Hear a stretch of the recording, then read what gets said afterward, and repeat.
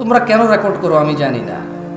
যদি তোমাদের এই লোকজন দেখিয়ে বিখ্যাত হওয়া বা কিছু টাকা পয়সা বা তুমি একটা কিছু পারো এরকম কিছু বোঝানোর জন্য হলে তোমাকে কিছু বলার নাই।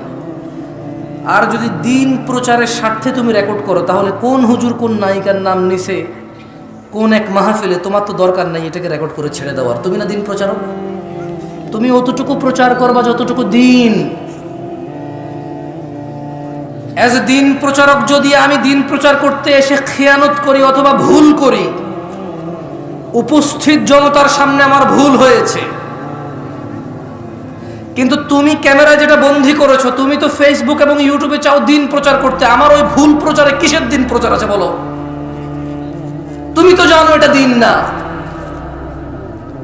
তাহলে কোন হুজুর কোন নায়িকার নাম নিছে, কোন হুজুর কোন নায়কের নাম নিছে, তোমার তো দরকার নাই তার ওই অতটুকু অডিওর সাথে ওই মহিলার ছবি লাগাই দিয়ে প্রচার করে দেওয়ার।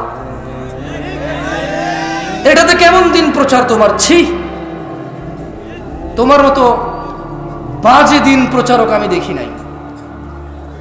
ওই লোক যে প্রতিদিন মাহফিল করে, ওই লোক যে প্রতিদিন ঘন্টা কথা বলে, 2 ঘন্টা কথা বলে, ওই লোক যে ঠিক মতো ঘুমাইতে পারে না, খাইতে পারে না, নিজের স্ত্রী সন্তানের দেখা পায় না মাহফিলের সিজনে, ওর কতটুকু মস্তিষ্ক শান্ত বা কতটুকু মস্তিষ্ক অশান্ত, শারীরিক কি কন্ডিশন, অথবা কথা বলতে গিয়ে যদি সে কারো সৌন্দর্য উদাহরণ দিতে গিয়ে যদি সেটা ভুল উদাহরণ দেয়, যদি একটা অগ্রহণযোগ্য উদাহরণ দেয়, যদি একটা অসুন্দর উদাহরণ দেয়, তোমার কি এমন, তুমি কি এমন দিন প্রচার করছো যে ওর অতটুকু অংশকে কাট করে প্রচার করে দিবার বলবা দিন প্রচার করতেছো?